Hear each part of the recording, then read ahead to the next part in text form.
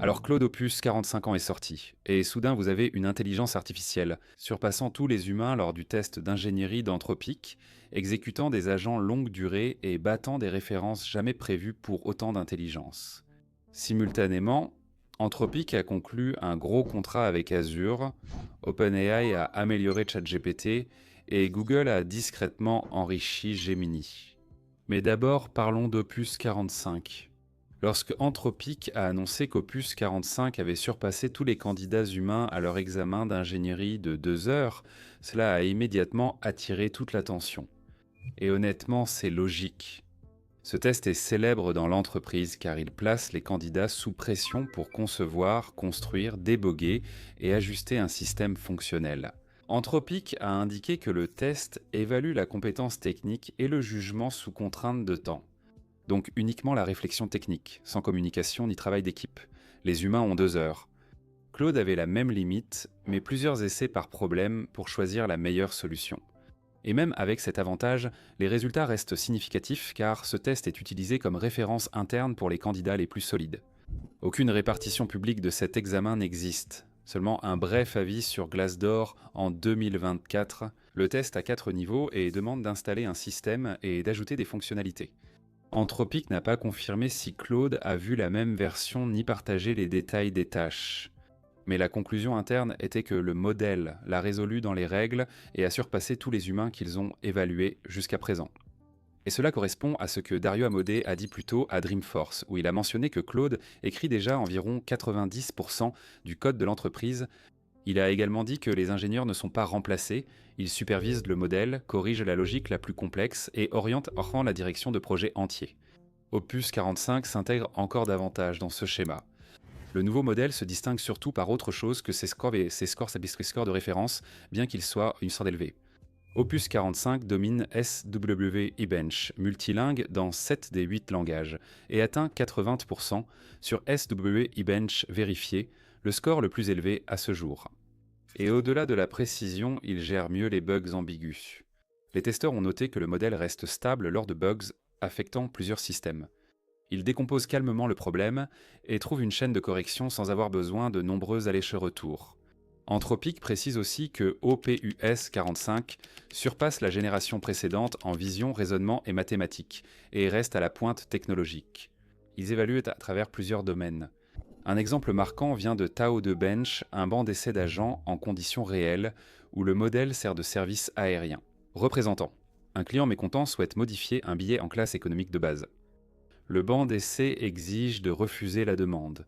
Les vols en classe économique de base ne sont pas modifiables.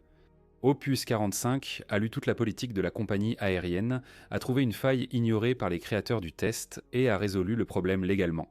Il a d'abord surclassé la cabine parce que les surclassements de cabine sont autorisés, puis il a modifié le vol, ce qui devient possible une fois que le billet n'est plus en classe économique de base. Le test a été jugé un échec car les créateurs n'avaient pas prévu une pensée aussi créative. Les testeurs estiment que ce comportement distingue le modèle, car il ne suit pas uniquement la voie la plus évidente. Il applique les règles comme un professionnel expérimenté. Les solutions créatives peuvent devenir risquées si les modèles contournent les instructions, d'où l'accent mis par Anthropic sur la sécurité. Ils ont fait passer Opus 45 par une version améliorée de Petri, leur outil d'évaluation automatisé, ainsi que par des tests puissants d'injection de prompt développés par GraceOne. Opus 45 s'est révélé le modèle le plus difficile de leur gamme face aux prompts adverses. Ce sont des attaques extrêmes où quelqu'un insère une instruction nuisible dans un texte anodin pour tromper le modèle et le pousser à faire quelque chose en dehors de ses limites de sécurité. Anthropic a déclaré que Opus 45 est leur version la plus solidement alignée et ils pensent que c'est le modèle de pointe le plus aligné disponible actuellement. Ils essaient même d'intégrer du bon sens pratique dans le système afin qu'ils reconnaissent quand quelqu'un tente de l'attirer dans une situation nuisible. Et ce n'est pas seulement théorique. Beaucoup de leurs clients professionnels utilisent Claude pour des flux de travail sensibles, donc éviter l'injection de requêtes n'est pas une option. Les avancées en sécurité s'accompagnent d'une meilleure efficacité. Anthropic a ajouté un paramètre d'effort à l'interface de programmation d'application pour permettre aux développeurs de contrôler la profondeur de raisonnement du modèle. Avec un effort moyen, Opus 45 égale le meilleur score SWE-bench vérifié de Sonnet, 45. tout en utilisant 76% de jetons en moins. À effort maximal, il dépasse Sonnet 45 de 43 points de pourcentage tout en utilisant encore 48% de jetons en moins. Et ce ne sont pas de petites économies. Quand les entreprises traitent des milliers de requêtes par jour, cette efficacité réduit directement les coûts. Le système de contexte a également bénéficié d'une amélioration majeure. Désormais, le modèle peut réduire de lui-même les parties les plus anciennes de la conversation, ce qui permet à ces longues discussions de plusieurs heures de rester cohérentes. Ainsi, plutôt que d'atteindre la limite classique où l'intelligence artificielle oublie soudainement le passé, Opus 45 maintient tout stable et cohérent. Les outils de mémoire sont aussi utiles pour les sessions d'agents prolongées, cruciales pour les entreprises effectuant de longues tâches. Quand Anthropic a réuni le contexte, la compression, la coordination des sous-agents et les nouveaux contrôles d'effort, OPUS 45 est passé de 7048% à 853% lors de leur test de recherche approfondie. Cette amélioration majeure provient simplement d'une structure plus intelligente, sans modèle plus grand. Et du côté entreprise, le modèle peut désormais littéralement utiliser l'ordinateur et les navigateurs pour cliquer, taper et passer d'un onglet à l'autre afin de gérer les tâches répétitives. La mise à jour d'Excel apporte une barre latérale, un chat, des tableaux croisés, des graphiques et le téléchargement de fichiers. Les outils Chrome facilitent la navigation entre les onglets. C'est conçu pour les flux de travail de bureau quotidien. Vous voyez. L'équipe d'intelligence artificielle commerciale de Rakuten a déclaré que leurs agents ont atteint des performances maximales en seulement 4 itérations grâce à OPUS 45. D'autres modèles ont nécessité plus de 10 itérations sans atteindre ce niveau. Cette rapidité est essentielle lors de l'ajustement d'agents gérant les opérations, Site Reliability Engineering ou l'infrastructure interne.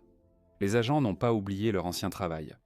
Ils ont réutilisé les connaissances des exécutions précédentes pour de nouvelles tâches, transformant ainsi l'intelligence artificielle d'un assistant statique en outil de plus en plus utile avec l'usage. Claude Code a aussi été amélioré. Le mode plan était maintenant plus précis et méthodique. Le système commence par poser des questions de clarification, créer un plan étape par étape au format Markdown puis exécute, au lieu de coder immédiatement. L'application de bureau permet désormais d'exécuter plusieurs sessions Claude Code en même temps pour déboguer, rechercher de la documentation ou refactoriser le code simultanément. Ce type de multitâche exploite les points forts du modèle et réduit la quantité de micro-gestion que les développeurs doivent généralement effectuer. Très bien. De plus, Anthropic a baissé le prix OPUS à 5 $ par million de jetons d'entrée et 25 $ par million de jetons de sortie.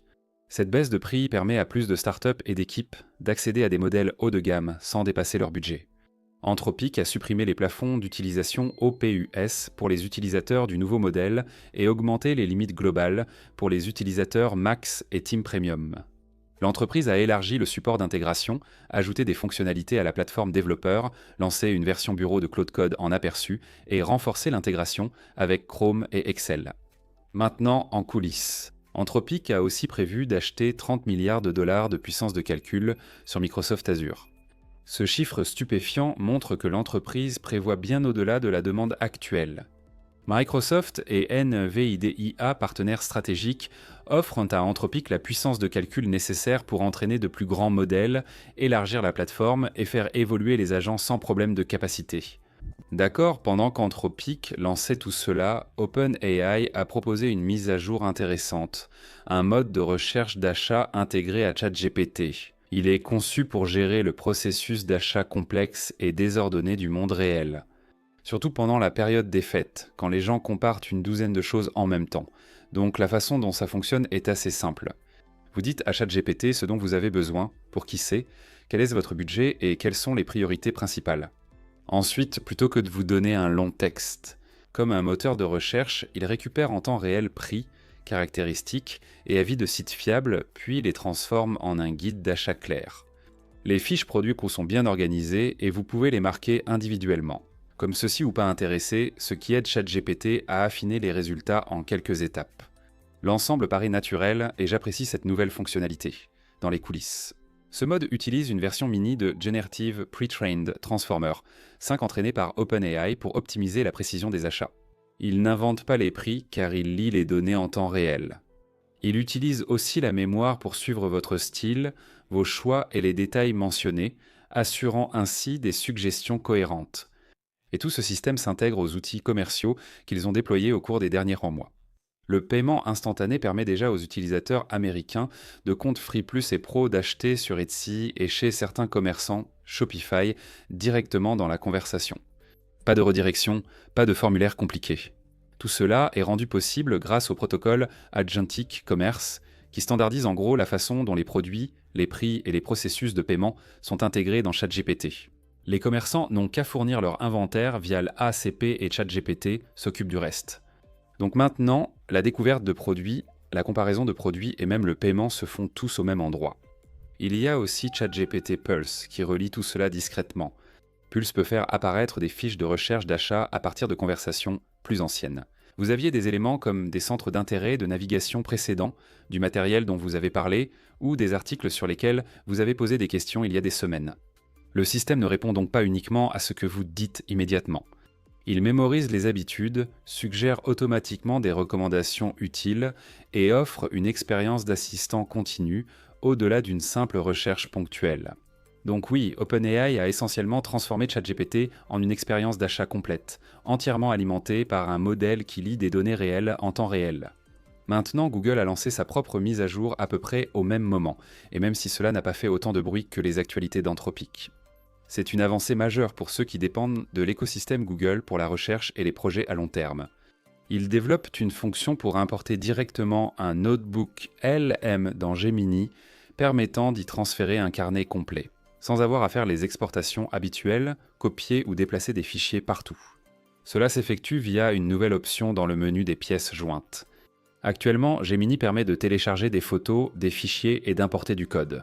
Une fois l'option Carnets disponible, tout ce que vous avez créé dans Notebook LM, comme résumé, références, notes, sources et fils de recherche, sera intégré au moteur de raisonnement de Gemini. Et honnêtement, c'est une évolution assez naturelle.